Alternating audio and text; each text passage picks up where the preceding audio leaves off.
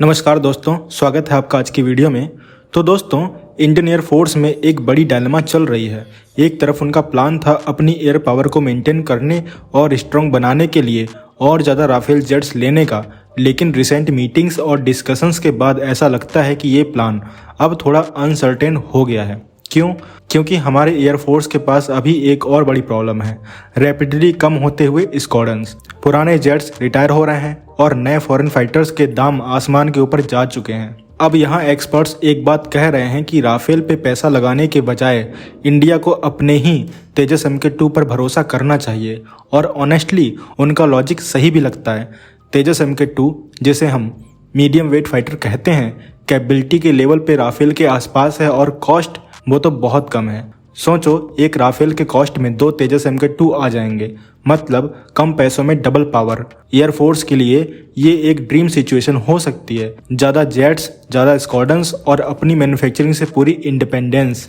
और सबसे बड़ी बात यह है कि ये एयरक्राफ्ट पूरा मेड इन इंडिया है, मतलब मेंटेनेंस, रिपेयर, अपग्रेड सब कुछ यहीं होगा। अब सोचो, फॉरेन जेट्स के लिए हमको बार बार यूरोप या अमेरिका के कॉन्ट्रैक्टर्स के पास भेजना पड़ता है, लेकिन तेजस के केस में पूरा कंट्रोल अपने हाथों में होगा। इसी वजह से एक्सपर्ट्स कह रहे हैं कि जैसे ही तेजस MK1A का पहला ऑर्डर पूरा हो, उसके बाद पूरा फोकस MK2 के लार्ज स्केल प्रोडक्शन पे लगाना चाहिए। रिपोर्ट्स भी इसी डायरेक्शन में जा रही हैं कि जितने पैसों में हम फॉरेन जेट से सिर्फ 6 स्क्वाड्रन बना पाएंगे, उतने में तेजस MK2 से 12 या 13 स्क्वाड्रन खड़े किए जा सकते हैं, मतलब डबल फायर पावर, और वो भी मेक इन इंडिया लेबल के साथ। अब बात करते हैं कैपेबिलिटी की, तो तेजस MK2 सिर्फ एक चीप अल्टरनेटिव नहीं है। ये एक 4.5 जनरेशन फाइटर है जो मिराज 2000, जगुआर और MiG-29 जैसे पुराने जेट्स को रिप्लेस करेगा। इसमें लगा है अमेरिकन GE का F414 इंजन, जिसका 80% टेक्नोलॉजी ट्रांसफर इंडिया के पास आ चुका है। मतलब फ्यूचर में ये इंजन भी यहीं बनेंगे, और ये जेट इंडिया के एरोस्पेस इकोसिस्टम का बैकबोन बनने जा रहे हैं, जहां हजारों MSMEs काम करेंगे और लाखों लोगों को जॉब्स भी मिलेंगी।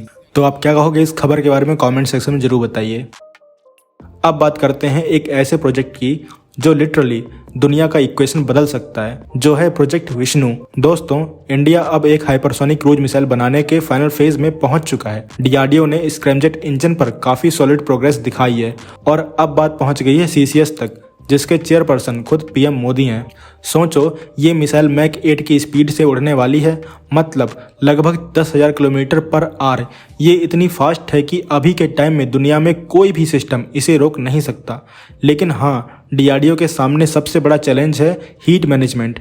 इतनी स्पीड पे स्ट्रक्चर लिटरली मेल्ट हो सकता है, इसलिए मिसाइल के टाइटेनियम बॉडी को सिलिका टाइल से कवर किया जा रहा है ताकि वो सरवाइव कर सके। साथ ही विंड टनल स्टडीज चल रही हैं ताकि ड्रैग और एरोडायनेमिक रेजिस्टेंस को कंट्रोल किया जा सके। सोर्सेज का कहना है कि इनिशियल वर्जन मैक 8 तक जाएगा, पर आगे के वेरिएंट्स मैक 10 तक पहुंच सकते हैं। दुनिया में अभी सिर्फ कुछ ही देश ऐसे सिस्टम पर काम कर रहे हैं, जैसे रसिया, चाइना और अब इंडिया।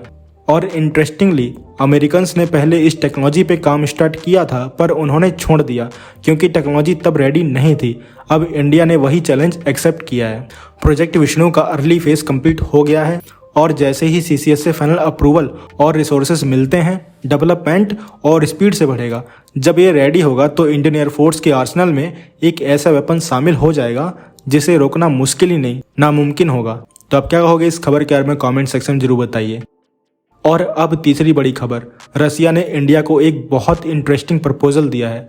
उन्होंने अपनी advanced KH-69 stealth subsonic air launch cruise missile के लिए टेक्नोलॉजी ट्रांसफर का ऑफर रखा है। ये वही मिसाइल है जो रसिया ने अपने KH-59 सीरीज को अपग्रेड करके बनाई है, और ये यूक्रेन वॉर में कॉम्बैट टेस्टेड भी है।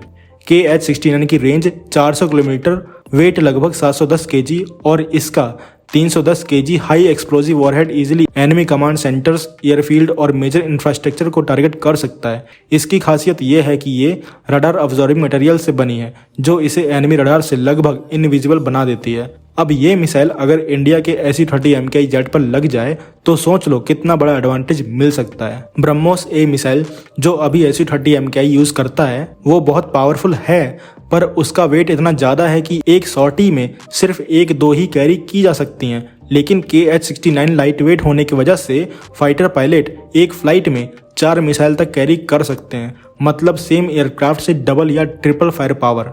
और सबसे इंटरेस्टिंग बात यह है कि रसिया सिर्फ सेल नहीं करना चाहता बल्कि पूरा टेक्नोलॉजी ट्रांसफर देने को रेडी है। अगर इंडिया इनिशियल 200 से 300 यूनिट्स का ऑर्डर कमिट करे तो रसिया ब्लूप्रिंट, टूलिंग, ट्रेनिंग सब कुछ शेयर कर देगा। इससे लोकल प्रोडक्शन HAL या BDL के फैसिलिटीज़ में स्टार्ट किया जा सकता है, पूरी तरह मेक इन इंडिया मॉडल के साथ। मगर एक चैलेंज भी है, जैसे US कैटसा सैंक्शन का रिस्क। लेकिन अगर ये डील फाइनल होती है तो ये Su-30 MKI के लाइफ को ईजिली 2040 तक एक्सटेंड कर देगी। तो आप क्या कहेंगे इस खबर के बारे में कमेंट सेक्शन में जरूर बताइए और मिलते हैं नेक्स्ट वीडियो में। Thanks for watching. जय हिंद, जय भारत।